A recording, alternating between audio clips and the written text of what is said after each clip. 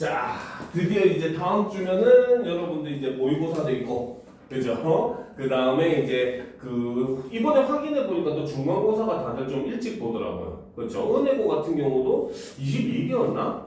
29일이었나? 이때 기억을 하거든요. 그렇죠? 거의 4월 말쯤에 시험을 다 보더라고요. 어떻게 보면 그 5월 초에 있는 그 연휴 전에 모든 학교들이 시험이 다 끝나요. 다 시험들이 보니까 4월 22일 날 시작해가지고 화수목금 이렇게 보는 학교들이 있고, 그 다음에 이제 그 다음 주에 이제 29일 날 시작해가지고 월화수목 5월 1일까지 이렇게 보는 학교들이 대부분이더라고요. 알겠죠? 그래서 여러분들도 이제 시험이 사실상 이제 한 달 정도밖에 안 남은 이제 그런 상황입니다. 그죠? 자, 그런데 일단 진도 상황은 솔직히 봤을 때 아마 이번 주, 다음 주 정말로 이제 조금 천천히 나간다 하더라도 그 다음 주면은 내용은 끝날 것 같아요. 알겠지?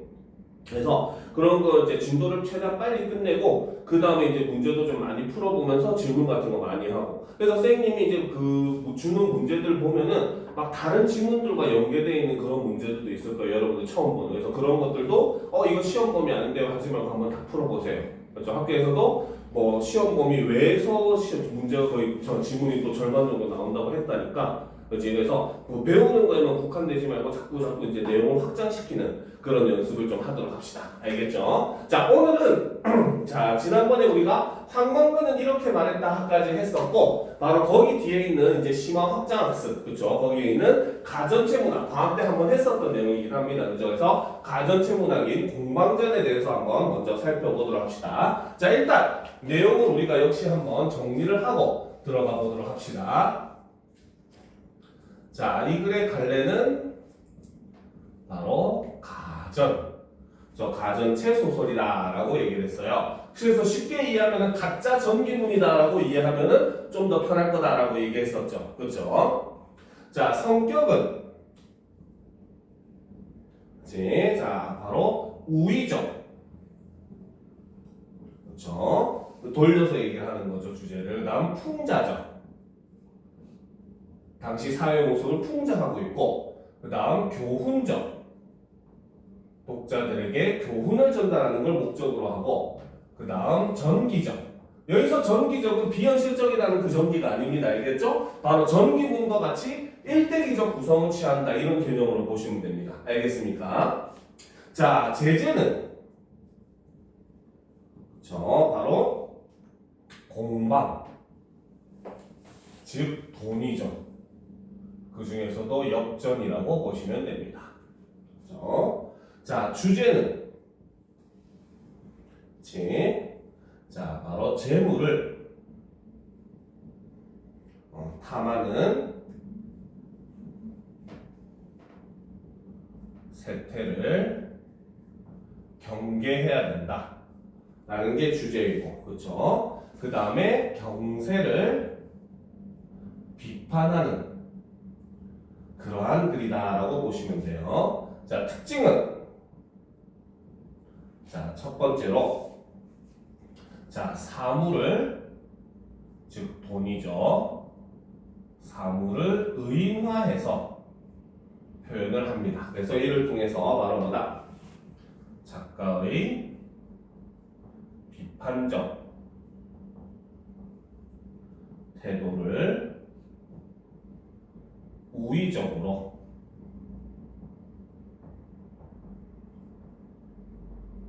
드러내고 있고, 자, 두 번째 특징은 바로 뭐다?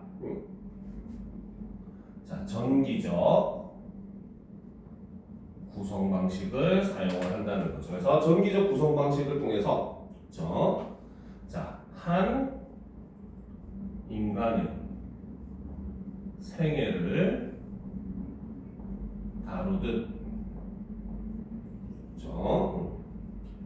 공방의 생애를 서술하는 일대기적 구성의 방식을 취한다라는 거 유념을 하시면 됩니다. 알겠습니까? 자, 여기까지 다 적었어요? 자, 그럼 이제 본격적으로 공방전 우리가 한번 살펴보도록 합시다. 알겠죠? 자, 공방의 사람됨은 자, 여기서 이제 중심 소재, 뭐 소설에서는 약간 인물처럼 나오죠, 그렇죠? 자, 중심 소재인 공방이 등장을 합니다. 그래서 이 공방은 바로 뭐다? 돈을 의인화한 그러한 인물이다라고 볼 수 있다는 거죠. 자, 그래서 이 공방이라고 하는 말은 이제 그 뭐냐면은 바깥에는 둥글고 속은 네모나타라는 거에서 이름이 유래한 거예요. 그래서 역전의 모양을 가지고 어떻게 보면 사람의 이름처럼 만들었다라고 보시면 됩니다. 알겠습니까? 자, 그래서 공방의 사람됨은 겉은 둥그렇고 가운데는 네모나며라는 거죠. 자, 여기서는 바로 뭐다? 공방의 모습을 묘사하는데 사실 이 모습은 뭐다? 아까도 얘기했지만 바로 돈은 돈, 그 중에서도 역전 모습을 나타내고 자 그리고 이제 여기서 보면 바로 뭐다? 겉은 둥글고 가운데는 네모나다라고 얘기를 함으로써 바로 뭐다? 돈의 이중적인 즉 표리부동한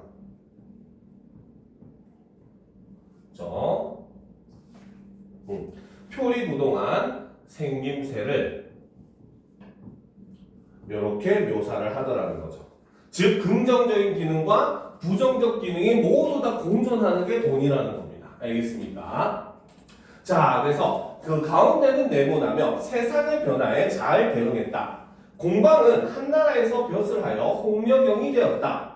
자, 당시에 오나라 임금인 D가 교만하고 참남하여 권력을 마음대로 행사했는데 공방이 B를 도와 이익을 취했다.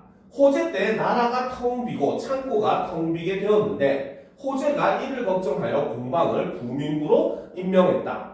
그 무리인 염철승, 근과 함께 조정에 있었는데 자 여기서 보면 사람의 이름 같은 염철승 같은 이름들 그죠? 그 다음에 그 공방이 차지했던 벼슬 이름 뭐 홍역영이라든지 이런 것들은 그 일종의 그 뭡니까? 돈이 하는 역할이라든지 돈의 생김새 이런 것들을 가지고 이제 만들어낸 이런 관직이나 사람 이름이라고 볼 수가 있어요. 알겠죠? 자 그런데 이제 중요한 건 뭐다 합시다. 근이 항상 공방을 가형이라고 부르고 이름을 부르지 않았다라는 거죠. 자, 이 말은 바로 뭐다? 이름을 부르지 않았다. 자, 여기서 염철승근이라고 하는 거는 바로 소금과 은을 의인화한 표현인데 얘네들이 지금 공방을 바로 뭐다? 항상 형이라고 불렀다라는 거죠. 그렇죠? 자, 그래서 이걸 통해서 하고자 하는 말은 바로 무엇이다? 그렇죠? 자, 그래서 소금과 철이 그렇죠? 아무리 중요해도 돈보다는 아래다. 이런 뜻이라는 거죠. 알겠습니까? 자, 그래서 이제 이걸 통해서 바로 뭐다? 경제 행위에 있어 돈의 중심적 위치를 드러내는 그러한 표현이다라고 볼 수 있다는 거죠. 자, 그때 선생님이 방학 때도 얘기를 했었지만 어떻게 보면 이 소금과 그 은 같은 경우도 돈과 비슷한 방식으로 사용이 됐다는 거야. 일종의 물물변의 형식으로. 그렇죠? 그런데 돈이라고 하는 게 만들어지면서는 그래도 일단 우선은 돈이고 그 다음에 이제 소금과 은도 돈과 비슷하게 사용되었다. 즉 경제활동이라고 하는 것이 사실상 돈을 중심으로 많이 이루어지고 있었다라는 것을 이렇게 인물들 간의 관계를 통해서 드러내고 있다라고 볼 수 있는 겁니다. 알겠습니까? 자, 계속 보도록 합시다. 그렇죠? 자, 공방은 자, 성질이 탐욕스럽고 염치가 없었는데 그렇죠? 자, 여기서 지금 공방은 성질이 탐욕스럽고 염치가 없었는데 그치? 자, 여기서는 바로 뭐다? 인물의 성격을 직접 제시를 해주고 있죠. 자, 그런데 이제 이 돈이라고 하는 게 바로 뭐다? 이 돈으로 인해서 사실 사람들이 어떻게 굉장히 탐욕스러워지고 염치가 없어지더라는 겁니다. 알겠죠? 그래서 여기서 이제 이 부분이 얘기하는 것은 바로 뭐다? 저 바로 돈으로 인해 사람들이 탐욕스러워지고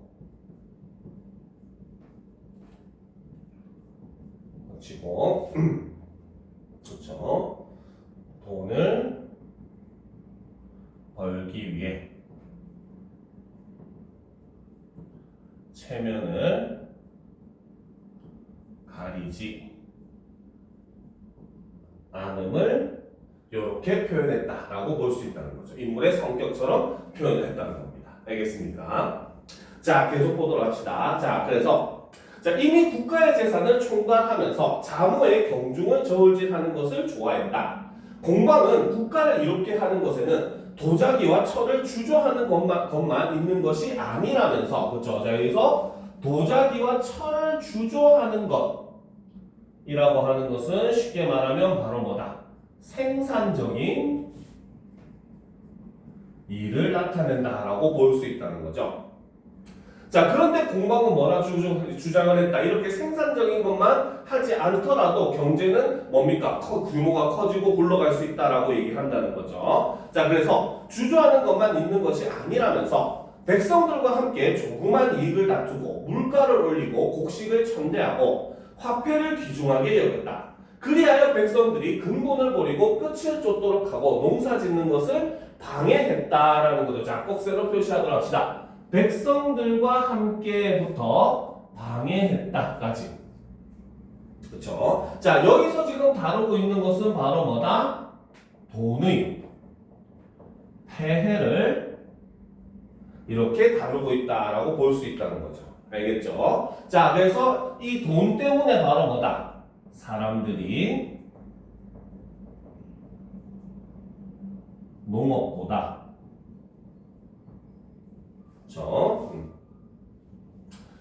장사에 매달리게 하더라는 거죠. 그럼 여기서 얘기하는 백성들이 얘기하는 근본이라고 하는 것은 바로 농업을 얘기를 하고, 그렇죠? 그 다음에 끝이라고 하는 것은 바로 뭐다? 바로 끝이라고 하는 것은 산농공상의 끝을 얘기하고, 즉 이거는 상업을 이야기한다. 이렇게 볼 수 있다는 겁니다. 알겠습니까? 그죠? 자, 그러니까 어떻게 보면 이 글의 글쓴이는 바로 뭐다? 아무리 경제라고 하는 것도 일단 생산적인 게 바탕이 되고 그 다음에 이제 그걸 이용해가지고 장사를 하고 해야 되는데, 공방으로 인해서 돈으로 인해서 사람들이 오히려 장사에 더 매달리고 근본적에 해당하는 생산적인 일, 특히 농업과 같은 이런 근본적인 생산에는 굉장히 그 생산을 천시하는 그런 당시의 사회 모습을 이렇게 담고 있다라고 볼 수 있다는 거죠. 그래서 이러한 면들이 바로 뭐다? 당시의 사회를 이렇게 풍자하고 있다라고 볼 수 있다는 겁니다. 알겠습니까? 자, 그럼 좀 올려놓고 보도록 합시다. 그렇죠? 자, 사시는 다음과 같이 논평한다라는 거죠. 그렇죠? 자, 여기서 이제 이 사신이라고 하는 인물, 그렇죠? 자, 사신 한자를 보면은 뭡니까? 역사할 때 이제 사자에 그 다음에 신하 신자를 쓰죠. 일종의 바로 뭐다? 역사를 기록하는 신하다라고 볼 수 있다는 거죠. 자, 그래서 이 사신이라고 하는 인물이 하는 역할은 바로 뭐다? 자, 적어놓도록 합시다. 바로 인물의 성품과 행적에 대해 평가하면서 평가를 합니다. 그리고 여기에 플러스 바로 뭐다? 작가의 목소리를 대변하는, 그렇죠? 화장실 아니에요. 그래서 대변하는 그런 역할을 한다라고 볼 수 있다는 거. 어떻게 보면 이 사신의 말이 바로 뭐다? 작가가 하고자 하는 말이다라고 볼 수 있다는 거죠. 자, 그래서 이 가전체 작품 같은 경우 이렇게 끝부분에 인물에 대한 평가가 항상 등장을 합니다. 그러니까 쉽게 말하면 우리가 전기 문제 중에서도 평전과 같은 그런 모습을 보여준다는 거예요. 그래서 인물의 생애 플러스 그에 대한 평가 이런 방식을 취합니다. 가전체가 알겠죠? 자, 그럼 이제 어떻게 평가하는지 봅시다. 자, 다른 사람의 신하가 된 사람이 두 마음을 품고 큰 이익을 줬는다면 이 사람은 과연 충신인가? 충신입니까? 아닙니까? 충신입니까? 아닙니까? 아니죠. 그죠? 왜? 신하는 오직 한 명의 임금만을 섬긴다라고 얘기를 하거든요. 그죠? 근데 두 명의 임금을 섬긴다면, 그죠? 두 명의 주인을 섬긴다면 충신이라고 할 수가 없더라는 겁니다. 알겠습니까? 자, 공방이 때를 잘 만나고 좋은 주인을 만나 정신을 모아서 정중한 약속을 맺었고 생각지도 못한 많은 사랑을 받았다. 당연히 이로운 일을 생기게 하고 해로운 것을 제거하여 은덕을 갚아야 하지만 비를 도와 권력을 마음대로 하고 마침내 자신의 무리들을 심었다라는 거죠. 자, 밑줄 칩시다. 바로 비를 도와 권력을 마음대로 하고 마침내 자신의 무리들을 심었다. 즉 나라를 지 마음대로 하려고 했다라는 거죠. 그렇죠? 그래서 여기서 바로 이 사신이 바로 뭐다? 공방, 즉 돈에 대한, 그렇죠? 부정적인 태도 혹은 뭐 시각 이런 것들이 드러난다라고 볼 수 있다는 거죠. 자, 공방의 이러한 행동은 충신은 경계 바깥의 사귐은 없다는 말에 위배되는 것이다. 공방이 죽고 그의 무리들이 다시 송나라에서 기용되어 권력자에게 아부하고 올바른 사람들을 모함했었다. 비록 길고 짧은 이치가 하늘에 있다고 해도 원제가 고무의 말을 받아들여 한꺼번에 공방의 무리들을 죽였다면 뒷날의 근심을 모두 없앨 수 있었을 것이다 라는 거죠. 자, 꺽쇠로 표시합시다. 자, 비록 길고 짧은 이치가부터 모두 없앨 수 있었을 것이다. 그렇죠? 자, 여기서 이제 바로 작가의 주장이 드러납니다. 바로 작가는 돈을 어떻게 해야 된다? 공방을 죽이라고 하잖아요. 그렇죠? 즉 돈을 어떻게 해야 된다? 바로 폐지해야 된다는 거죠. 한다라는 주장을 하는 거죠. 그래서 이를 통해서 돈에 대한 비판적 시각이 드러난다라고 볼 수 있다는 거죠. 자, 다만 공방의 무리들을 억제하기만 하여 후세까지 그 폐단을 미치게 했으니, 그렇죠? 즉 과거에 그 뭡니까 공방의 폐단이 있었고 그것이 아직도 남아 있더라는 거죠, 그렇죠? 그래서 있어서 그렇죠? 폐단이 미치게 했으니 어찌 일보다 말이 앞서는 사람은 항상 믿지 못할까를 근심하지 않겠는가라고 얘기를 하면서 이렇게 돈에 대해서 부정적으로 생각하는 화자의 생각을, 그렇죠, 바로 가짜 전기문의 형식으로서 돈을 비판하는 그런 글이 바로 이 공방전이다라고 볼 수 있다는 겁니다. 알겠습니까? 자, 그럼 이제 우리가 다음 단원으로 넘어가 보도록 합시다. 그렇죠? 자, 바로 문학과 이제 소통, 수용과 소통이라는 거죠. 그렇죠? 자, 지금 이제 앞부분에 보게 되면은 두 명의 이제 글이 있습니다. 사람이 하는 말이 있어요. 그렇죠? 자, 가와 나는 지금 비가 오네 이렇게 얘기하는 거야. 근데 가의 모습을 보면 뭡니까? 지금 이 여학생이 소풍을 가려고 했는데 밖에 비가 왔어. 그러니까 소풍을 갈 수 있어 없어? 못 가잖아. 그렇지? 그러니까 짜증나고 안타깝고 불만이 생기고 이런 모습이 되겠죠. 그렇죠? 근데 반면에 두 번째 사람은 뭡니까? 비가 오니까 지금 우산 사세요 하면서 우산을 팔 수 있게 되었어. 그렇지? 그러면 이 사람은 오히려 비가 오지만 좋아하는 모습이 드러나겠죠. 그렇죠? 즉 똑같이 비가 오네라고 하는 말을 하고 있지만 두 말에 담긴 의미가 다르다는 겁니다. 알겠습니까? 자, 그러면 미리 알고 가기 부분을 한번 살펴보도록 합시다. 자, 가와 나에서는 비가 오네라는 같은 말을 하고 있지만 가는 실망감이나 안타까움이 담긴 것. 그렇죠? 가는 실망감이나 안타까움이 담긴 것. 이게 바로 가의 의미가 되는 거죠. 자, 그런데 반면에 뭐다? 나는 기대감이나 즐거움이 담긴 것으로 이해된다라는 거죠. 이거는 바로 나의 의미가 된다 라고 볼 수 있다는 거죠. 자, 이처럼 같은 말임에도 그 의미가 서로 다르게 이해되는 것은 그 말이 표현된 상황 맥락이 다르기 때문이다라는 거죠. 자, 바로 이 상황 맥락. 이것이 바로 뭐다? 같은 말이라도 다르게 해석되는 이유라는 겁니다. 알겠습니까? 자, 그래서 문학작품에 담긴 의미 역시 마찬가지이다. 문학작품도 그것을 둘러싼 작가, 사회 문화적 배경, 상호 텍스트성 등 다양한 맥락에 따라 여러 가지로 해석될 수 있기 때문이다라는 것. 그건 여기서 얘기하는 작가, 그 다음 사회 문화적 배경, 그 다음 상호 텍스트성, 그쵸? 이런 것들이 바로 뭐다? 문학 작품을 둘러싼 다양한 맥락이다. 이렇게 볼 수 있다는 거죠. 알겠습니까? 자, 그렇기 때문에 우리는 문학작품 읽기라고 하는 것은 넓은 의미의 대화다라고 이야기를 합니다. 알겠습니까? 자, 그래서 보면은 자, 문학작품 읽기는 작품 읽기라고 하는 것은 바로 뭐다? 넓은 의미의 대화라고 이야기를 하죠.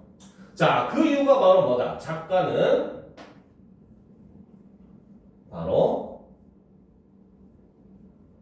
작품을 쓰게 되죠. 그렇죠? 그리고 이 작품을 통해서 독자는 작품을 읽게 되면서 작가가 뭡니까? 얘기하고자 하는 의도라든지 이런 것들을 뭡니까? 익히게 되는 거죠. 수용을 하고 이해를 하고 그거에 대해서 비판적으로 보게 되는 겁니다. 알겠습니까? 그래서 작품을 통해서 작가는 이야기를 하고 독자도 역시 작품을 통해서 뭡니까? 상호작용을 한다는 거죠. 그리고 그 작가와 작품, 독자를 둘러싸고 있는 바로 뭐다? 상황 맥락이라고 하는 것도 역시 존재를 한다는 거죠. 그러니까 우리가 바로 뭐다? 똑같은 글을 읽더라도 특히 뭐 대표적으로 예를 들면 어린 왕자라든지 그 다음에 나의 라인 오렌지 나무라든지 이런 책들은 언제 읽느냐에 따라서 그 주는 느낌이 다르잖아요. 그렇죠? 그러니까 바로 이들을 둘러싼 상황 맥락이 다르게 되는 거고 그리고 또 더 넓은 의미로는 이들을 둘러싼 일종의 바로 뭐다? 사회 문화적 맥락도 다르게 작용을 하기 때문에 글을 읽을 때마다 그 의미가 서로 다르게 이해가 된다라고 볼 수가 있다는 거고 그렇기 때문에 바로 뭐다? 문학 작품 읽기라고 하는 건 넓은 의미의 대화다라고 이야기를 하는 겁니다. 알겠습니까? 자, 그럼 봅시다. 한편 작가는 작품을 통해 인간과 세계에 대한 자신의 생각을 언어로 형상화하여 표현한다라는 거죠. 자, 그러면 여기서 작가가 표현하고자 하는 것은 바로 뭐다? 인간과 세계에 대한 자신의 생각. 그렇죠? 이것이 바로 문학 작품의 작품의 내용이 되는 것이고 그 다음 이것을 무엇으로? 바로 언어라고 하는 것을 통해서 형상화를 한다는 거죠. 그렇죠? 이것이 바로 문학 작품의 형상화 방식이라는 거죠. 자, 독자는 이렇게 표현된 작가의 생각에 동의하며 작품을 공감적으로 수용해 볼 수 있다. 그렇죠? 그래서 독자는 바로 뭐다? 바로 작가의 생각에 동의를 하면서 작품을 공감적으로 수용을 할 수가 있더라는 거죠. 자, 그렇기 때문에 이것이 바로 뭐다? 문학 작품을 수용하는 방법. 그렇죠? 바로 문학 작품의 수용 방법 첫 번째, 그렇죠? 바로 공감적 수용. 그래서 작가의 생각에 동의하고 그걸 받아들이는 거죠. 그렇죠? 자, 그런데 자, 인간과 세상을 바라보는 관점이나 가치관은 사람마다 다르며 작품에 나타난 작가의 생각이나 가치관 역시 독자와 다를 수가 있다. 즉 사람은 모두 다 생각하는 것과 다 가치관이 다르잖아요. 그렇죠? 그러니까 뭡니까? 똑같은 글이라도 그걸 바라보는 시각이 다를 수 있다는 거죠. 자, 그렇기 때문에 이것이 바로 뭐다? 바로 창의적, 비판적 수용이 필요한 이유라고 볼 수가 있습니다. 자, 따라서 문학 작품을 수용할 때는 작가의 생각을 그대로 받아들이기보다는 자신의 관점과 가치관을 바탕으로 여러 가지 물음을 던지면서 비판적, 창의적으로 수용해야 한다라는 거죠. 자, 그래서 꺽쇠로 표시해서 자, 수용해야 한다. 이게 바로 수용하는 방법 두 번째. 그렇죠? 바로 비판적, 창의적 수용이 된다는 거죠. 그리고 이러한 수용의 결과를 다른 사람과 소통함으로써 우리는 자신의 생각에만 갇히지 않고 다른 사람에 대해 개방적이고 포용적인 자세를 갖출 수 있다라는 거. 즉 문학작품이라고 하는 게 그렇기 때문에 바로 뭐다? 상호 소통하는 과정이고 그렇기 때문에 넓은 의미의 대화이다라고 이야기를 한다는 겁니다. 알겠습니까? 자, 그럼 이제 우리가 자 본격적으로 이제 그 작품 김현승의 눈물이라고 하는 작품을 한번 같이 살펴보도록 합시다. 자, 역시 내용을 우리가 한번 정리를 하고 본문을 들어가도록 합시다. 자, 이 글의 갈래는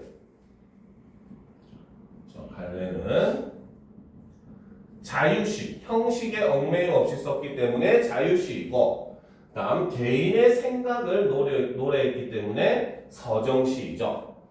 자, 성격은 자, 김현승 시인의 좀 특징이라고 할 수가 있어. 굉장히 종교적인 그런 색채가 진합니다. 그렇죠? 그 다음에 명상적, 사색이랑 좀 비슷한 표현이긴 해요. 깊이 생각을 하는 거죠. 그 다음에 상징적, 여러 가지 상징적 의미의 시어들을 많이 사용을 합니다. 자, 제재는 바로 눈물과 다음 아들의 죽음이죠. 자, 주제는 그렇죠. 자, 바로 슬픔의 자, 종교적 승화를 통한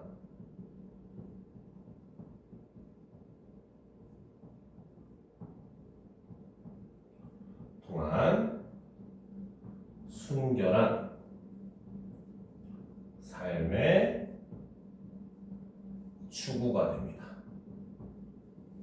자, 특징은 첫 번째로 자, 비유를 사용을 하고 그 다음에 대립적 이미지를 사용을 하죠. 그래서 이를 통해서 주제를 형상화합니다. 자, 그리고 두 번째 특징은 절대자에게 기원하는 어조, 그 다음 경어체를 사용을 하죠. 그래서 이를 통해서 경건한 분위기를 형성을 합니다.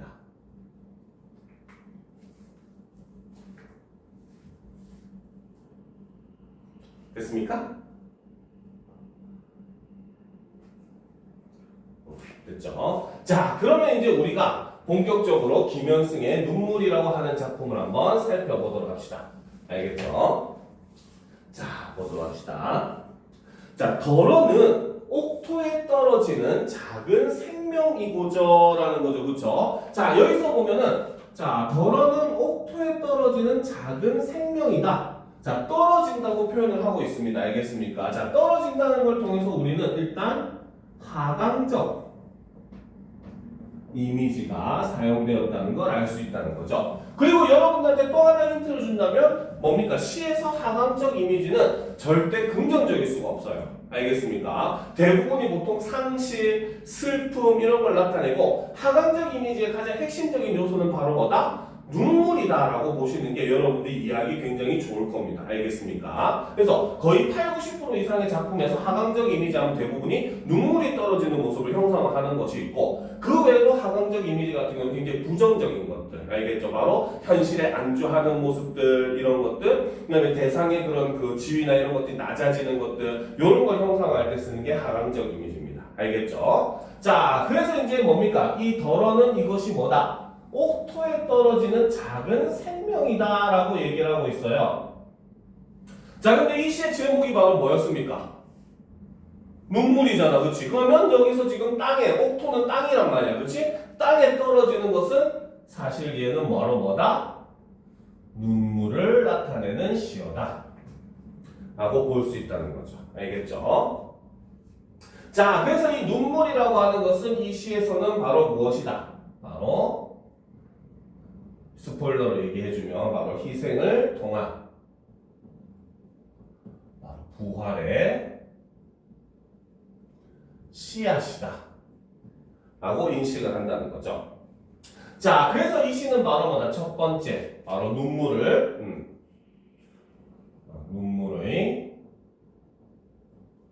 일반적 의미를 넘어선 긍정적인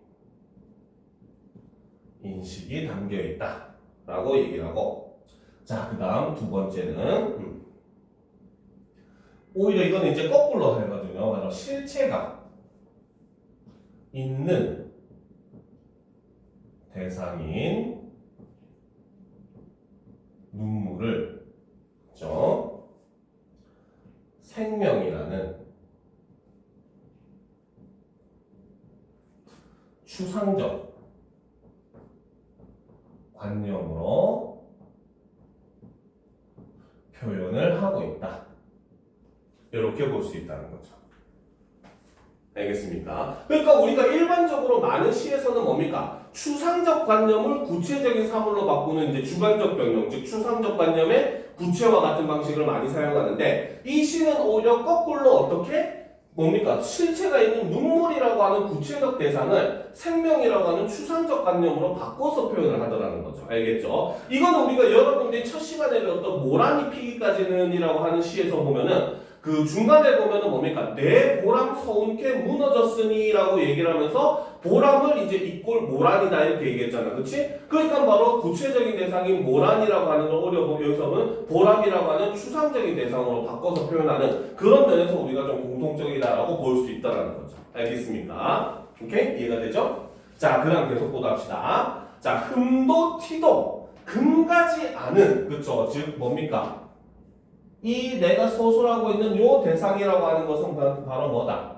굉장히 순결한 것이고 온전한 그러한 대상이라는 거죠. 그래서 흠도 티도 금가지 않은 나의 전체는 오직 이뿐이라는 거죠. 자, 그래서 여기서 이것이라고 하는 것도 바로 뭐다? 바로 일체 불순함이 없는 순수한 눈물이라는 거죠. 됐습니까? 자, 좀 올려놓고 보도록 합시다. 자, 그래서 내 전체는 오직 이것뿐이다 라는 거죠. 자, 더욱 값진 것으로 드리라 하올제. 그렇죠? 지금 뭔가 어떤 사람한테 뭡니까? 뭔가를 주는데 그것도 가장 가능하면은 뭡니까? 값진 것을 주어야 된다라고 얘기를 한다는 거죠. 그렇죠? 일종의 바로 뭐다? 이건 그냥 주는 의미가 아니라 일종의 바친다는 의미로 해석하는 게 좀 더 강하죠. 그렇기 때문에 여기서 드러나는 것은 바로 뭐다? 절대자를 향한 경건한 자세가 드러난다라고 볼 수 있다는 거죠.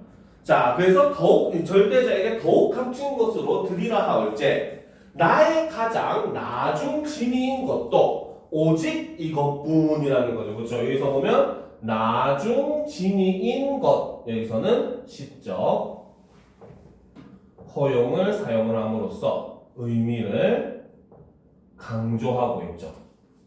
그렇죠? 내가 그냥 가진 게 아니라 가장 나중에 최후에 가진 게 이거다라고 얘기를 하면서 의미를 강조하고 있고 여기서 말하는 이것이라고 하는 것도 역시 바로 무엇이다? 바로 가장 순수하고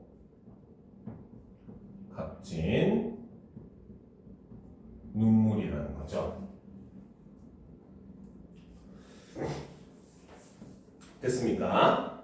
자, 그러면 이제 다음 면으로 넘어갑시다. 자, 아름다운 나무에 꽃이 시듬을 보시고, 자, 여기서 이제 꽃이라고 하는 시어가 등장을 해요. 근데 이 꽃은 어떤 존재? 보면은 이제 시들어버리는 그런 존재라는 거죠. 그렇죠? 자, 그렇기 때문에 지금부터 세모치는 것들은 자, 바로 무엇이다?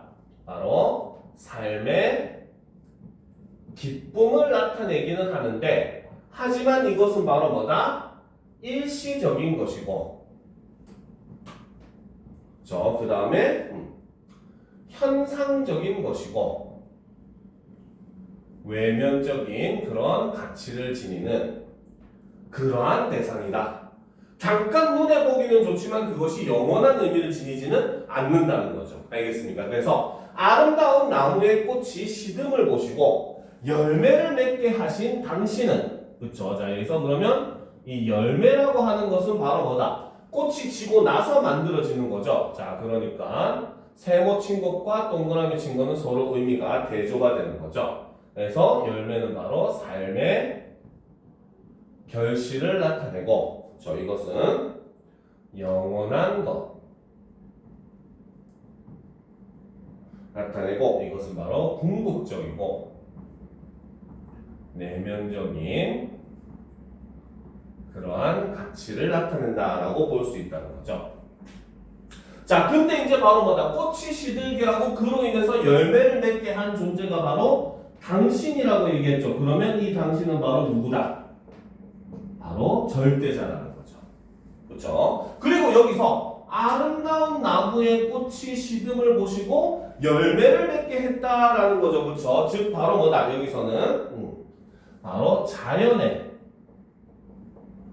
섭리를 이렇게 나타냈는데, 근데 이 자연의 섭리는 누가 한 것이다? 당신이라고 하는 존재가 만든 것이다 라고 지금 얘기를 하고 있잖아. 그러니까 당신이 이것을 했다라고 지금 얘기를 하고 있는 거잖아요. 그렇죠? 그렇기 때문에 이걸 통해서 바로 뭐다?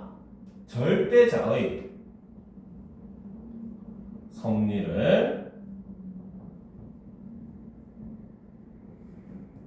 깨달았다는 겁니다. 화자는.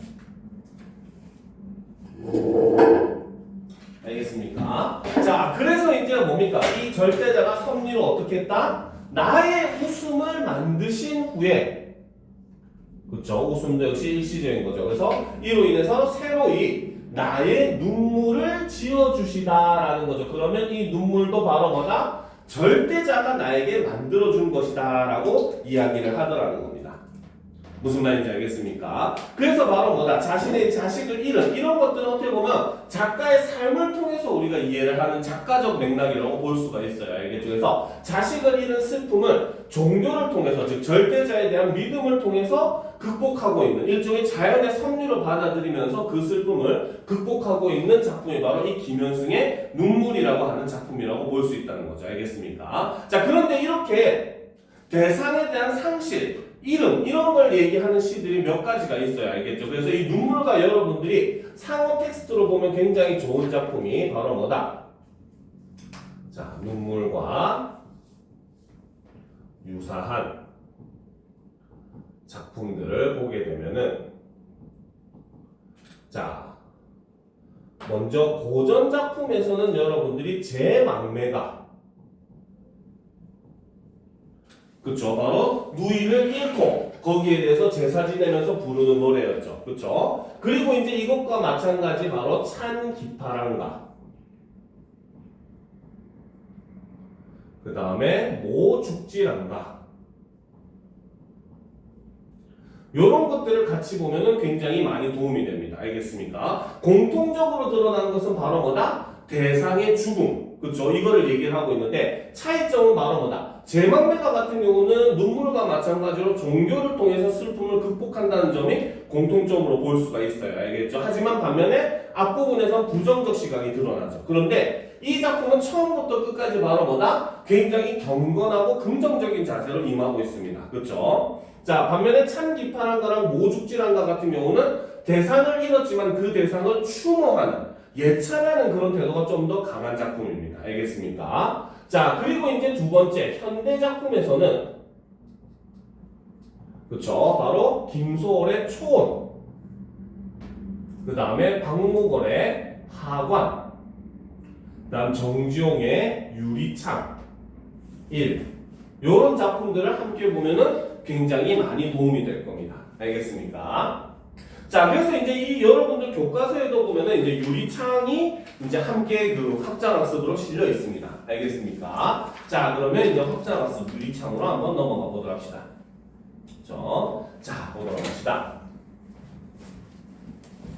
자, 그래서 이런 작품들과 함께 확장해서 보게 되면은 이해하는 게 훨씬 도움이 많이 되고 아마 학교 시험도 이것과 비슷한 방향으로서 이제 연계돼서 나올 가능성이 높다는 거죠. 알겠죠? 자, 일단 그러면 유리창도 역시 한번 정리를 하고 보도록 합시다. 자, 이 글의 갈래는 자유시이고 서정시죠. 자, 성격은 애상적. 애상적이라고 하는 거는 사랑의 자에 이제 그 상념할 때 슬플 상자를 씁니다. 알겠습니까? 그래서 사랑하지만 슬픈 마음, 즉 안타까움이라고 보시면 돼요. 그 다음에 감각적. 감각적 이미지의 시어들을 많이 쓰고, 그 다음 회화적. 마치 그림을 그리듯이 표현을 합니다. 알겠습니까? 한 편에 한 폭의 그림을 보듯이. 자, 제재는 유리창입니다. 주제는 그렇죠. 자식을 잃은 슬픔을 나타내죠. 즉 시를 창작한 동기는 바로 뭐다? 아까 앞에서 본문에서 배웠던 김현승의 눈물과 같은 그렇죠. 그 창작 동기를 가지고 있다는 겁니다. 알겠죠? 자, 하지만 내용은 완전히 임하는 자세는 완전히 달라요. 자, 특징 첫 번째로 자, 바로 화자의 슬픔을 극도로 절제하는 모습을 보여줍니다. 그래서 이를 통해서 뭡니까? 차분한 어조를 사용을 하고 있죠. 자, 그리고 두 번째 주로 시각적 이미지를 사용을 합니다. 그래서 이 시각적 이미지를 통해서 화자의 정서를 감각적으로 표현을 해주죠. 자, 그리고 마지막 세 번째가 서로 상반된 정서를 동시에 결합을 하는 바로 대위법이 사용이 됩니다. 알겠죠? 자, 그리고 여기에 플러스 바로 뭐다? 역설적 표현도 사용을 한다 라고 볼 수 있다는 거죠. 알겠습니까? 자, 그래서 이 유리창이라고 하는 시는 방금 했었던 김현승의 눈물이라고 하는 작품과도 연결하기가 참 좋고, 알겠죠? 그 다음에 우리가 처음에 배웠던 모란이 피기까지는 하고도 연결하기도 굉장히 좋은 작품이긴 합니다. 알겠습니까? 됐습니까? 자, 그럼 이제 본문을 한번 살펴보도록 합시다. 준비됐죠? 자, 유리에 차고 슬픈 것이 어른거린다라는 거죠. 자, 여기서 이제 이 유리, 바로 이것은 유리창을 나타냅니다. 그렇죠?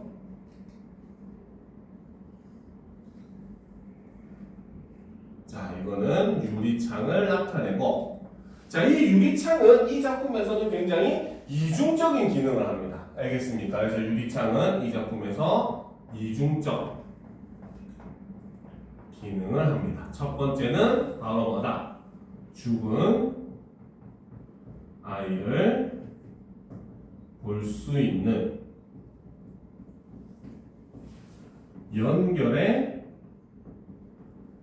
매개체 역할을 한다는 거죠.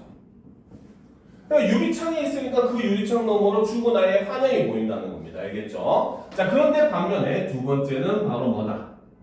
죽은 아이와 갈라놓는 단절의 매개체 역할도 하더라는 거죠. 그래서 유리창이 있기 때문에 죽은 아이가 있는 곳으로 갈 수가 없더라는 겁니다. 알겠죠? 자, 이렇게 이중적인 기능을 하는 것은 우리가 방학 때 배웠었던 이상의 거울이라고 하는 시에서도 보면 이런 이중적인 기능을 하는 모습이 등장을 하죠. 그렇죠? 그래서 거울이라고 하는 시에 보면 뭡니까? 거울이 있기 때문에 나는 거울 속에 나를 만져보지도 못하는 구요만은 거울이 없었던들 나는 거울 속에 나를 만나보기라도 했겠소, 이렇게 얘기를 하잖아요. 그래서 연결과 단절이라는 이중적 기능을 동시에 하는 모습은 이제 이 유리창이라고 하는 시도 마찬가지고 이상의 거울이라고 하는 시에서도 동시에 드러난다는 겁니다. 알겠죠? 자, 그래서 이 화자는 지금 바로 뭐다? 유리에 차고 슬픈 것이 어른거린다라는 거죠. 자, 여기서 얘기하는 차고 슬픈 것. 자, 지금부터 동그라미 치는 것들은 바로 뭐다? 죽은 아이의 환영을 나타내주는, 죽은 아이를 표현하는 그러한 시어입니다. 알겠습니까?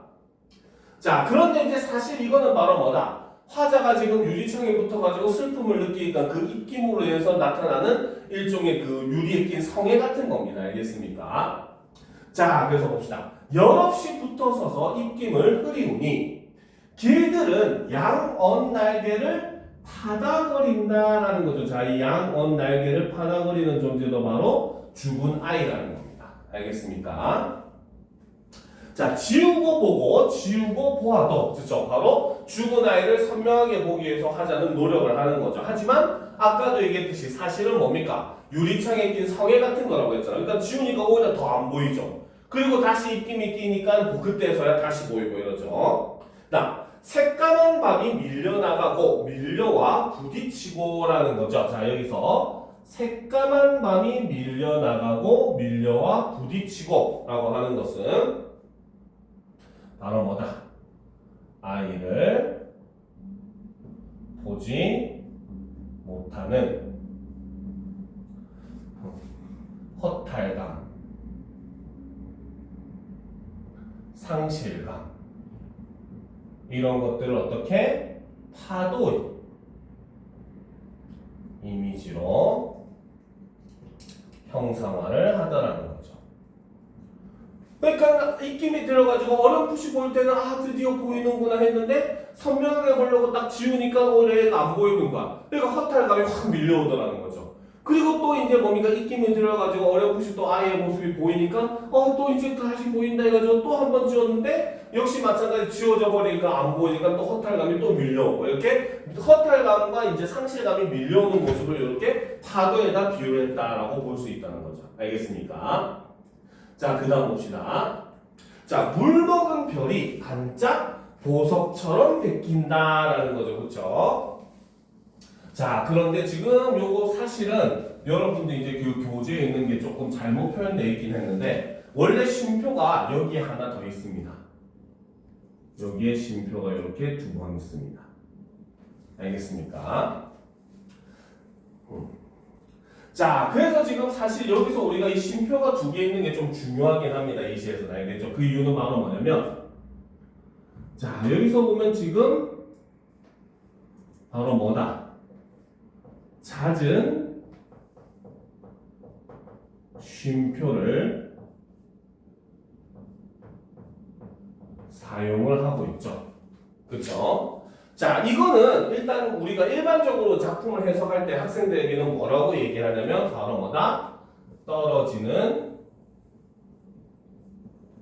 눈물을 시각적으로 형상화를 했다. 이렇게 설명을 합니다. 그러니까 사실 눈물이 뚝뚝 떨어져 있는 모양이라고 볼 수 있는 거죠. 알겠습니까?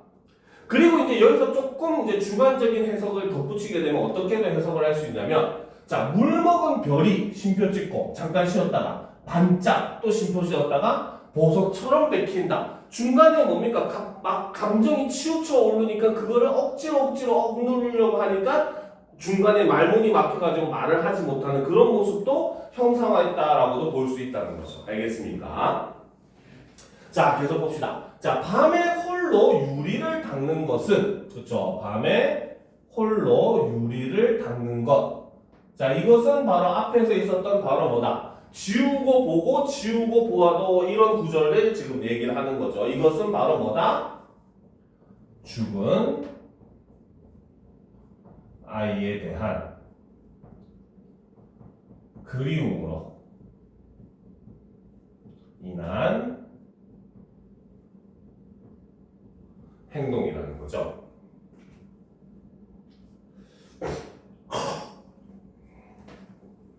자, 그래서 밤에 홀로 유리를 닦는 것은 외로운 황홀한 심사위원이라는 거죠. 자, 여기서 이제 바로 역설적 표현. 그리고 여러분들 교과서 땅상으로 얘기하면 일종의 대위법. 요걸 사용하고 있다라고 볼 수 있는 겁니다. 알겠습니까? 자, 그래서 이제 여기서 의미를 조금 빼서 얘기를 하면, 그쵸? 자, 역설적인 표현을 쓰는 이유가 있습니다. 자, 첫 번째, 외로운 이유는 바로 뭐다? 외롭다는 것은 아이가 죽었기 때문에 느끼는 감정이라는 거죠. 알겠습니까? 자, 그런데 황홀한 이유는 무엇 때문에? 죽은 아이의 환영을 볼 수 있어서라는 거죠. 알겠습니까? 그래서 아이가 현실에서 죽었기 때문에 굉장히 외롭고, 그런데 반면에 그 아이의 죽은 환영은 유리창을 통해서 보고 있으니까 황홀하다라고 표현을 하더라는 거죠. 그래서 밤에 홀로 유리를 닦는 것은 바로 이렇게 외로운 황홀한 심사위원이 고운 폐혈관이 찢어진 채로라는 거죠. 자, 아이는 무엇 때문에 죽었다? 고운 폐혈관이 찢어진 채로 죽었다라는 겁니다. 즉, 아이가 죽은 원인은 직접 제시를 한다는 거죠. 즉, 아이는 폐결핵으로 죽었다. 결핵이라고 하는 병이 지금은 그렇게 큰 병은 아니에요. 알겠습니까? 물론 뭐 그렇다고 가벼운 병도 아니긴 한데, 지금은 그래도 우리가 약으로 쉽게 어느 정도 뭐 완화는, 완치까지는 힘들어도 완화는 시켜가지고 생명에는 지장이 없게 만들 수 있거든요. 근데 이때 당시 일제강점기 때만 하더라도, 일제강점기 6.25 때 이때까지만 하더라도 폐결핵 걸리면 다 죽는다고 하는 그런 병이었습니다. 그리고 전염성도 굉장히 뛰어났었죠, 이때 당시. 알겠죠? 그래서 고운 폐혈관이 찢어진 채로, 자, 이거 굉장히 중요합니다. 자, 감탄사를 썼죠. 그쵸? 바로 영탄법을 사용을 한 겁니다. 그쵸? 자, 그런데 이 부분에서는 이제 첫 번째로, 그쵸? 자, 바로 감정, 즉, 탄식이, 그쵸? 집약적으로 제시가 되었다라고 볼 수 있습니다. 그러니까 지금까지는 최대한 감정을 막 억제하고 자제하고 막 이렇게 한 거야. 근데 마지막에 결국은 하는 이 탄식으로서 감정이 이렇게 탁 터져 나오는 그런 모습, 즉 깊은 탄식의 모습을 이렇게 표현하면서 시상을 하나로 집약시켜주는 그런 역할을 한다는 거죠. 그렇죠? 그리고 두 번째는 이제 여러분들 교사형 교과서에 있는 설명이긴 합니다. 자, 이거를 바로 뭐냐? 19체 향가의 낙구의 전통을 계승했다. 자, 방학 때 배웠지만 19체 향가의 특징이 바로 후렴구, 낙구, 즉 9행부터 10행까지의 시작은 반드시 감탄사잖아요. 그렇죠? 그래서 그거의 그 뭡니까? 전통을 계승했다 이렇게 얘기하는데 약간 어거지스러운 면이 없잖아 있기는 해요. 알겠죠? 자, 근데 여러분들 교사형 교과서에 이렇게 나와 있기 때문에 어쩔 수가 없긴 합니다. 자, 그래서 니는 산새처럼 날라갔구나. 바로 죽은 아이를 이렇게 산새에다가 지금 비유를 한다는 거죠. 왜? 산새라고 하는 게 바로 뭐야? 이 산에 잠깐 앉았다가 다른 산으로 날아가 버리잖아. 그렇지? 그렇듯이 죽은 아이가 어때? 이 세상에 잠깐 왔다가 다시 또 자식의 원래 있었던 그 저승으로 돌아갔다라는 의미로서 죽은 아이를 산새에다 이렇게 비유를 하고 있다는 거죠. 알겠습니까? 자, 그래서 이렇게 유리창 마찬가지 똑같이 뭡니까? 공통점은 둘 다 자식을 잃은 슬픔을 가지고 지은 시라는 거죠. 그렇죠? 하지만 반면 그 김현승의 눈물 같은 경우는 바로 뭐다? 좀 긍정적인 의미의 시입니다. 그렇죠? 그래서 아이들이 죽었지만 이거를 자연의 섭리로 이해하고 그리고 그를 통해서 절대자에 대한 일종의 그런 그 뭡니까? 그 예찬적 태도, 그렇죠? 그런 모습을 보여주는 반면에 유리창 같은 경우는 자식을 잃은 그 거대한 슬픔을 굉장히 절제하는 모습으로 보여주는데 그 사이사이 마지막에 같은 면에서 이렇게 탁 터져 나오는 그런 단식을 통해서 죽은 아이를 통한 그 상실감, 허탈감 이런 것들을 표현하고 있는 시가 바로 이 정지용의 유리창이라는 거죠. 알겠습니다. 그래서 그런 면에서 두 작품이 굉장히 크게 차이가 있다라고 볼 수 있습니다. 무슨 말인지 알겠습니까?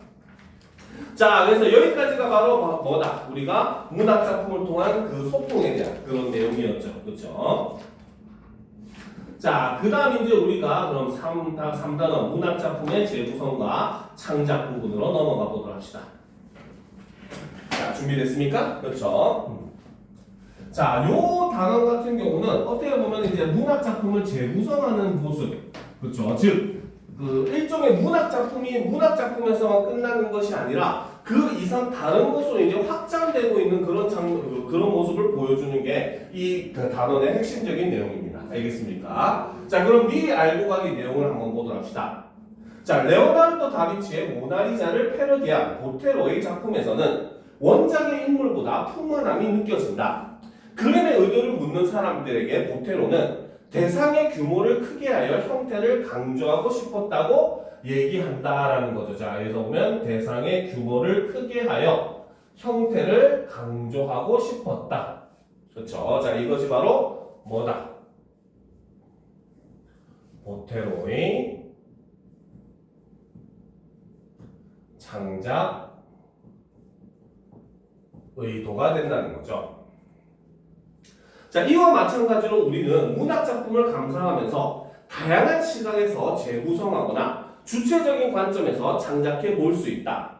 작품을 감상하면서 얻게 된 다양한 문학적 경험은 새로운 문학 생산 활동의 바탕이 되기 때문이다 라는 거죠. 자, 꼭 세로 표시합시다. 작품을 감상하면서부터 되기 때문이다 라는 거죠. 자, 이것은 바로 뭐다? 다양한 문학적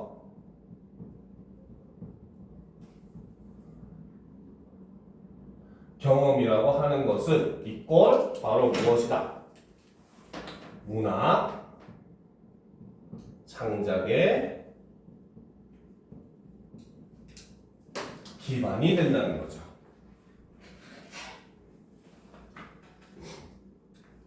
됐습니까? 이해가 됩니까? 그렇죠? 자, 그럼 또 계속 보도록 합시다. 자, 문학 작품을 감상한 뒤에 다양한 시각에서 창의적으로 재구성을 해보는 것은 적극적인 문학 활동이라는 점에서 의미가 있다라는 거죠. 그래서 작품을 재구성하는 것은 바로 무엇이다? 바로 적극적인 문학 활동이다 라는 거죠. 자, 이것이 바로 작품을 재구성하는 활동의 의미와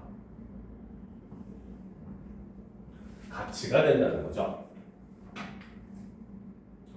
자, 그래서 작품을 재구성할 때는 원작의 내용이나 형식, 표현 등을 참신하게 바꾸어 볼 수 있다라는 거죠. 바로 첫 번째로 원작의 내용이나 형식, 표현 등을 참신하게 바꾸어 볼 수 있다. 자, 이것이 바로 뭐다?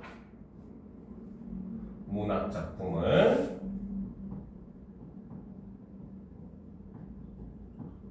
재구성하는 방법 첫 번째가 된다는 거죠.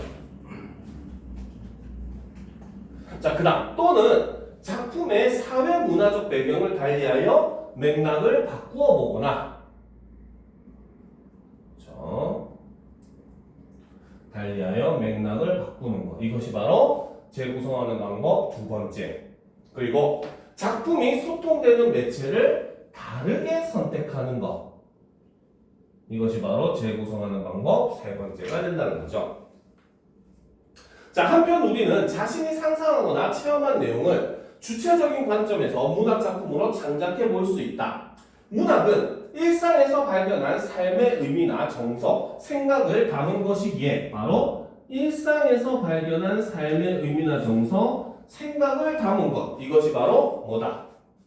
문학 창작의 재료가 된다는 거죠. 즉 어떻게 보면 일상의 경험이 곧 문학 창작의 재료가 된다는 겁니다. 알겠죠? 그래서 담은 것이기에 우리와 밀접하고 가깝다. 따라서 문학 작품을 창작하기 위해서는 평소 자신의 주변을 섬세하게 관찰하고 자신이 발견한 참신한 의미를 다양하게 표현해보면서 작품 창작의 실마리를 얻으려고 노력해야 한다라는 거죠. 그래서 뭐 창작까지는 여러분들에게 시험을 칠 수는 없으니까 그죠? 일종의 수행평가를 하겠죠. 자, 하지만 이제 그 속에 담겨 있는 이제 우리가 문학 작품의 의미나 이런 것들은 당연히 알아볼 필요가 있습니다. 알겠습니까? 자, 그러면 이제 본격적으로 작품 김춘수의 꽃을 보도록 합시다. 자, 이건 이제 한번 정리를 합시다. 자, 이 시의 갈래는 그렇죠? 자유시이고 서정시이죠. 그렇죠? 자, 그 다음 성격은 자, 관념적. 사실은 꽃이라고 표현했지만 이거는 굉장히 뭡니까? 추상적인 관념을 이제 형상화한 내용입니다. 알겠죠? 그래서 우리가 어떤 대상을 인식한다는 거 일종의 철학적 인식론이라고 얘기를 하거든요. 그래서 이렇게 관념적인 그 내용을 표현을 하고 있고, 자, 그 다음이 중요합니다. 바로 주지적. 그래서 이제 김춘수의 꽃을 주지주의 시다라고 얘기합니다. 알겠습니까? 주지적, 그러니까 시를 나누는 기준 중에 또 하나가 바로 뭐냐면 우리가 일반적으로는 개인의 감정을 노래했느냐, 뭡니까? 역사적 사실이나 줄거리가 있는 내용을 이야기했느냐에 따라서 서정시, 서사시로 나누고, 그렇죠? 그 다음에 형식에 따라서 뭡니까? 자유시, 정형시, 산문시 이렇게 나누잖아요. 그렇지? 근데 시를 나누는 또 다른 갈래 중에 하나가 바로 주지시와 주정시가 있어요. 알겠습니까? 그래서 주지시라고 하는 것은 바로 뭐다? 바로 지식 등을 그렇죠? 시로 표현한 것을 우리는 주지시라고 합니다. 지식, 지혜 이런 것 우리가 일종의 알미라고 하는 거를 시로 표현하는 게 주지시입니다. 알겠죠? 그러면 일반적으로 그냥 개인의 감정을 완전히 노래하는 아까 우리가 배웠던 김현승의 눈물과 같은 그런 작품들은 주정시라고 얘기를 합니다. 알겠죠? 이거는 개인의 감정만을 얘기하는 주관적인 감정을 얘기하는 거죠. 알겠습니까? 자, 그리고 이제 세 번째 성격은 당연히 시니까 상징적인 이런 모습을 보여준다는 거죠. 자, 제재는 바로 꽃입니다. 자, 주제는 존재의 본질 구현과 그렇죠? 진정한 관계 형성에 대한 소망을 노래한 작품이죠. 자, 특징은 자, 첫 번째로 자, 간결한 어조를 사용을 해서 바로 하자의 소망을 표현을 합니다. 자, 그리고 두 번째는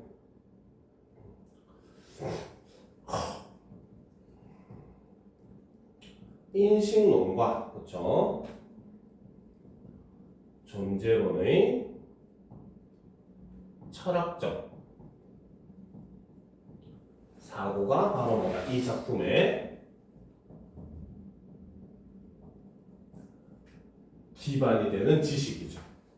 그래서 이제 이런 부분을 다루고 있기 때문에 주지시라고 얘기를 하는 겁니다. 알겠습니까? 자, 그리고 세 번째 바로 뭐다?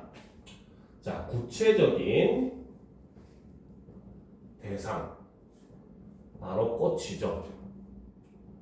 그래서 이 구체적인 대상을 통해서 그렇죠? 추상적, 관념적 의미 바로 인식이죠. 의미를 전달을 해줍니다. 그리고 마지막 네 번째 그렇죠? 인식의 주체를 점층적으로 확대를 하죠. 그렇죠? 그다음 여기에 플러스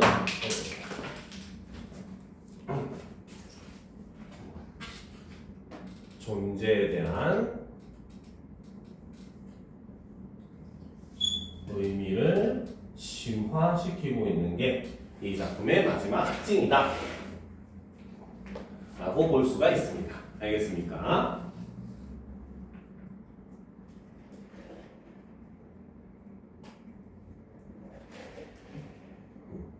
됐습니까? 자, 요거까지 하고 잠시 쉬는 시간 가집시다. 알겠죠? 자, 보도록 합시다.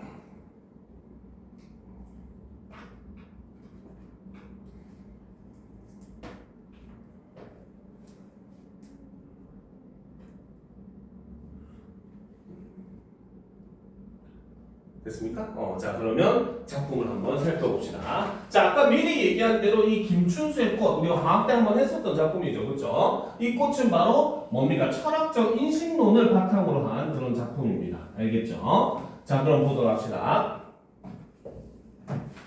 자, 내가 그의 이름을 불러주기 전에는 이라는 거죠. 자, 여기서 나라고 하는 존재. 그렇죠? 자, 지금부터 네모치는 것들이 바로 인식의 주체입니다. 알겠죠? 그리고 내가 그의 이름을 부르기 전이라고 했으니까 그라고 하는 것은 세모치는 것들은 바로 인식의 대상, 즉 인식을 당하는 객체이죠. 알겠습니까? 자, 그래서 내가 그의 이름을 불러주기 전이라는 거죠. 바로 이름을 불러주는 행위. 즉, 방학 때도 한번 얘기했지만 이것을 바로 우리는 명명행위다. 이름을 불러주는 행위를 바로 이름 명자에 부를 명자를 쓰는 거죠. 부를 명자, 이름 명자를 쓰는 거죠. 그래서 명명행위라고 하는 거고 이 명명행위는 바로 뭐다? 대상을 인식하는 행위다 라고 얘기했습니다. 자, 그런데 바로 이 첫 번째 행은 바로 뭐다? 내가 그의 이름을 불러주기 전이라고 얘기했잖아요. 그렇죠? 그러니까 전이기 때문에 이것은 바로 뭐다? 인식 전이 된다는 거죠. 자, 그런데 이제 그는 바로 뭐다? 그는 다만 하나의 몸짓에 지나지 않았다라는 거죠. 자, 여기서 몸짓이라고 하는 것은 바로 뭐다? 의미 없는 존재라는 겁니다. 그렇죠? 즉 바로 뭐다? 대상을 인식하기 전에는 대상은 나에게 아무런 의미가 없는 존재다라는 거죠. 그렇죠? 그다음 내가 그의 이름을 불러주었을 때 즉 이제 이름을 불러줬죠. 즉 대상을 인식한 후가 된다는 거죠. 그래서 불러주었을 때 그는 나에게로 와서 꽃이 되었다라는 거죠. 자, 지금부터 이렇게 동그라미 치는 것들은 전부 다 바로 뭐다? 바로 의미 있는 존재를 나타내주는 시어라는 거죠. 자, 그러니까 이제 바로 뭐다? 명명행위를 함으로써 대상을 인식하고 그 대상에 의미를 지금 부여하는 행위를 했기 때문에 대상은 그렇게 인식이 된 이후에 바로 뭐다? 나에게 와서 의미 있는 존재가 되었다라고 얘기를 하는 겁니다. 자, 그래서 이 1년과 2년에서는 바로 뭐다? 바로 나가, 그렇죠? 인식 주체가, 그렇죠? 이게 바로 객체죠. 대상을 인식을 하더라라는 겁니다. 알겠습니까? 자, 그 다음 이제 3년으로 넘어갑시다. 자, 내가 그의 이름을 불러준 것처럼, 그쵸? 그래서 앞에 1, 2년에서는 내가 그를 인식을 했었죠. 그쵸? 자, 그런데 3년에서는 봅시다. 내가 그의 이름을 불러준 것처럼 나의 이 빛깔과 향기에 알맞은, 그쵸? 그러면 이 빛깔과 향기는 바로 뭐다? 오직 나만이 가진 거, 그쵸? 가진 것이 되고 이것은 바로 존재의 본질이 된다 라고 볼 수 있다는 거죠. 그래서 나의 이 빛깔과 향기에 알맞은 누가 나의 이름을 불러다오 그에게로 가서 나도 그의 꽃이 되고 싶다라는 거죠. 그럼 여기서는 바로 뭐다? 그라고 하는 타인이 바로 나를 인식해 주기를 바란다는 거죠. 그렇죠? 그래서 꽃이 되고 싶다라고 얘기를 함으로써 바로 뭐다? 바로 화자의 소망을 이렇게 얘기를 하고 있다라고 볼 수 있다는 거죠. 자, 그렇기 때문에 지금 이 3년에서는 바로 뭐다? 존재를 인식하는 게 바로 그 혹은 누구라고 하는 존재가 나를 어떻게 인식해 주기를 바란다는 거고, 그러니까 인식의 주체와 객체가 이제 3년에서는 바뀌는 그러한 모습을 보여준다는 거죠. 알겠습니다. 그래서 내가 타인을 인식하는 것에서 타인이 나를 인식하는 것으로 내용이 바뀌는 겁니다. 알겠습니까? 자, 그런데 이제 핵심은 여기 있죠. 우리들은 모두 무엇이 되고 싶다라는 거죠. 자, 여기서 이제 인식 주체이자 객체가 바로 우리들로 확대가 되는 겁니다. 알겠습니까? 자, 그래서 지금 이 사연에서는 바로 뭐다? 바로 우리라고 하는 존재가 바로 뭐다? 인식의 주체이자 동시에 객체라는 거고 의미가 이렇게 점층적으로 확대가 되더라는 거죠. 알겠습니까? 자, 그래서 우리들은 모두 무엇이 되고 싶다. 그러면 우리들이 되고 싶은 무엇이라고 하는 것도 역시 의미 있는 존재를 얘기를 하는 거죠. 그래서 너는 나에게, 나는 너에게 잊혀지지 않는 하나의 눈짓이 되고 싶다라는 거죠. 그래서 이 눈짓이라고 하는 것도 바로 뭐다? 서로에게 의미가 있는 존재다라는 겁니다. 알겠죠? 그래서 대상을 인식한다는 건 바로 이꼴 뭐다? 대상이 나에게 의미 있는 존재가 된다는 것이고, 이것과 관련해서 선생님이 방학 때는 뭡니까? 어린 왕자 이야기를 얘기해 줬어요. 그렇죠? 어린 왕자에서 보면 사막 여우와 만나는 장면이 이 시의 내용과 굉장히 흡사하게 우리가 해석을 할 수 있는 거고, 거기서 보면 길들인다는 행위가 바로 의미 있는 존재가 되는 내용이다라고 얘기를 했다는 거죠. 알겠죠? 그래서 이런 부분에서 굉장히 비슷한 모습을 보여주고, 이렇게 존재의 본질에 대해서 담고 있는 작품들은 사실 굉장히 많습니다. 알겠죠? 뭐 신동엽의 오렌지라고 하는 작품도 있고, 박남수의 새 같은 작품들도 보면은 이런 것들은 다 존재의 본질에 대해서 이제 다루는 그런 작품들이니까 함께 여러분들이 공부를 하면 굉장히 많이 도움이 될 겁니다. 알겠죠? 자, 이번 시간 수업 여기까지 하고 잠시 쉬는 시간 가졌다가 이어서 하도록 합시다. 알겠죠? 30분까지 쉬는 시간 가지도록 합시다.